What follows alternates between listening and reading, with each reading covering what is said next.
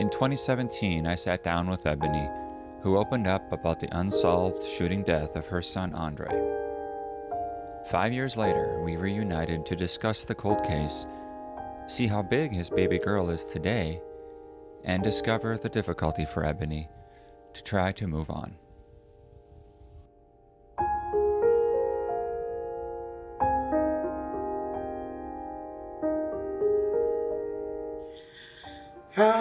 Since the summer of 2017, I've been the same.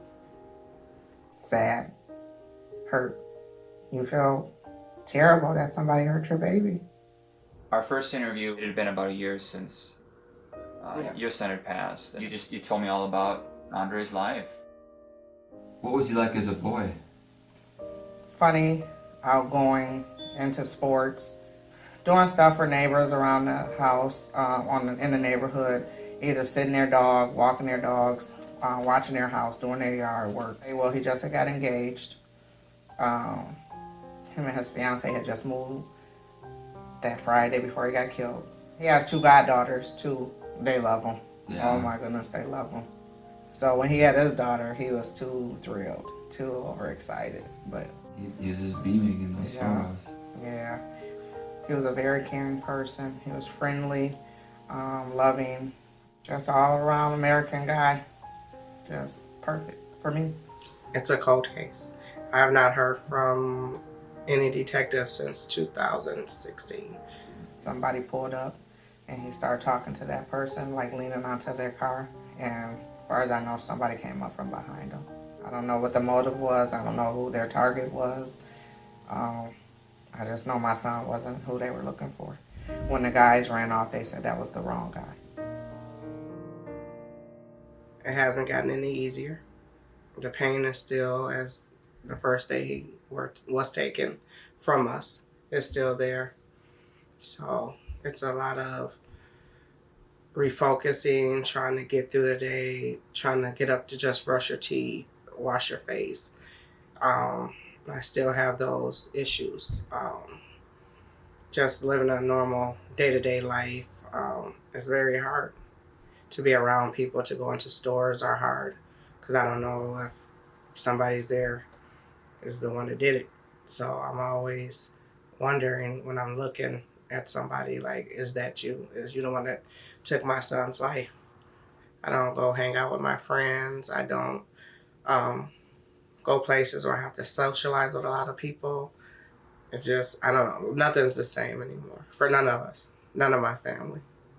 Does it at all motivate you to want to move on with your life, or at least enjoy life, knowing that Andre would want you to enjoy life, that he wouldn't want you to suffer? I do. I think about that, but it's hard when his murder isn't solved because that's on my mind all the time. The police won't tell me anything. They said they won't tell me anything until it's solved. I did talk to a new detective that's supposed to be on his case. He said he couldn't look into it right now because all of the new murders going on. So he will call me back in 2 weeks. And I haven't heard from him. It might have been over a month, probably like 6 weeks. And I still haven't heard from him. Have you ever tried to pick up the pieces and try to investigate it yourself in any way? Yes. Like who was there that night? Because he was at an event. He was in a public space. So it was a lot of people out there, as far as I know. But I'm not for sure because I heard they had hoodies. So I'm not for sure how good of a glance. And there was no cameras around? There were plenty of cameras, but they said none aimed at that area. Mm-hmm. I do. That's one of the hardest things is you're always trying to figure out and put 2 and 2 together. Like, does this piece go with that piece? I hear this. Does that go with this piece? You know, you just want to know what happened to your child. Somebody hurt them. He wasn't into being a menace to society. So it's kind of hard to put 2 and 2 together. Have you pursued leads on your own? Like visited people, called people? Like, hey, I know you were there that night. What did you see? Have you done that? Yeah. What's that they come up with, they don't know. They might have seen something, but they don't know who the people are. I think they know more than what they're telling us, and they just don't want to come forward with the information. I don't know if it's going to hurt somebody in their family or implicate somebody in their family. Have you looked into a private investigator? No. Do you have any idea how much that would cost or what that process would be like? No. All I know is I can't afford it, so I didn't ever look into it. I wonder how much that would cost. Yeah. You hear about that sometimes. Yeah. Yeah, you do. I wish I could afford it. I want to try everything I can to solve his murder. People always say I'm blessed or, you're this, you're that because he had a daughter. But they don't understand looking at her, it hurts because she's not going to have her dad. She's not going to have the love that all of us was able to get from him. She'll never, ever experience that. One day she was over and she said, Nana, she calls me Nana. Nana, when can my dad come from God's house? Because I want to play with him, you know? And how can you explain to a 5-year-old that can never happen for you? Come on. You were on camera with me 4 years ago. Oops. And this is pride and joy. So he's gone, but she's here. Look just like his twin. To the T, from the texture of the hair to everything. Now, how old are you? 6. Now you're 6, so are you in kindergarten? Yeah, oh gosh. How do you like school? A lot. Good teacher? Yeah? What's your teacher's name? Miss Huff. Huff? Miss Huff. Huff? Miss Huff. I know it's Miss, but I do that off because that's like Mr. Miss, whatever. Do you get in trouble or are you a good girl? I'm a good girl. Are there bad girls and bad boys in the class? Just none. None? Everyone's good? I don't believe it. Well, Cameron's gone because he moved to a new school. You were drawing houses yesterday, weren't you? Yeah. Yeah. Is it your house or your grandma's house? It's like a gingerbread house. Gingerbread?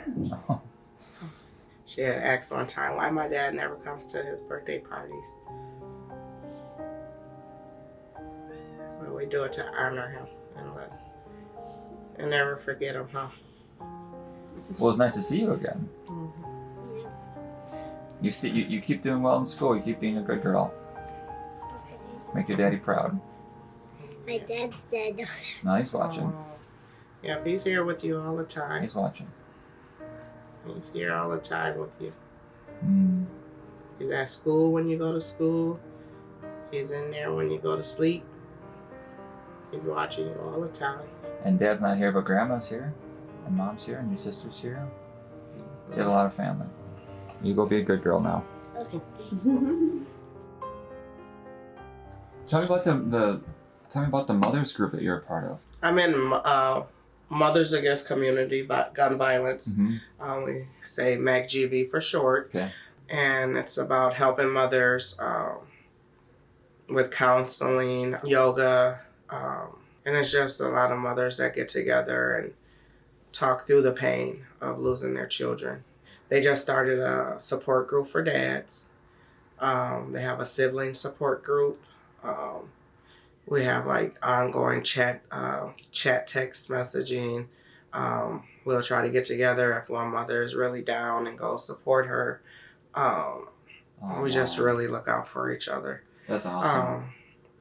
I mean, we hate that we're in this group, but we love that we have each other. Well put. Yeah. We do peace walks. We do table events. We have a thing, Not on My Block. I love to go to the table events. I love the support. I love supporting them. Listen to you speak. I love doing this. I love doing that. Yeah, I mean, do. That sounds like joy. It is. And us mothers got together today and went to church together. Have you had steady employment since? I have. I struggled a lot. And my attendance wasn't good. Mm-hmm. Some days you wake up and you just don't have that extra oomph. Some days to give, to keep going. Do you reach out to your group when that happens? Yes, often. I get on their nerves, I believe. I'm always sending out a text just to uplift. Mm-hmm. Because if I'm going through, I can imagine maybe another mom is too at that time. Do you reach out to potential new members? Mm-hmm. Like, come join our group. Yeah. And a friend of mine, she just lost her son, I think, was it 2 weeks ago? Over north, on 31st and Logan. Yeah. Yeah, it's always a mom. is she? Always a mom to join every day. It seems that way. It is. And you Every just feel week so at least. bad. You just feel so bad because you know that with pain for the rest of the life that family is about to go through. I bet when they first meet you, they think, how did you make it 5 years? Mhm. How did you make it 1 year? Yeah. You had to have strong faith in your God Second by or your, second. whoever you believe in, your higher power. Mm-hmm. You have to have that Mm-hmm. or you won't make it. A lot of my friends' fathers killed themselves after their kids were murdered. Some went to harsh drugs, you know. Some went to the crazy house. Some made it. You just never know. But you got to keep and depend on God because He's the only one going to get you through it. So do you see yourself as, I'm going to soldier through this. Mm-hmm. I'm going to make it. I don't have a choice. I wasn't given a choice. So what do you see next for you and your family? Eventually, I want to move out of Minnesota. I don't feel like this is home anymore. I don't think I can ever be happy here again. I'm scared for my other kids to be out. I don't like for them to go anywhere. I don't get any sleep if they are out. Till I get a text or a call that they're home. Mm-hmm. Or I'm bothering them the whole time they're gone. So they're not enjoying themselves because I'm calling every 5 minutes. Like, I gotta know you okay, you know. And so just hopefully we just stay healthy and keep the fight going, you know, and get justice for Dreya.